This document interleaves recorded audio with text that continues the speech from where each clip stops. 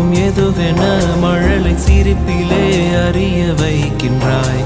சேற்றிலே வளர்ந்த தாமரை மலரை போலவே நீ தோன்றினாய். பூமி இது புனிதமில்லை, ஆயிரம் அசுத்தங்கள் உள்ளது. தீயிலுமே நீந்தி வர நீ என்று கற்றுக்கொள்ள நல்லது.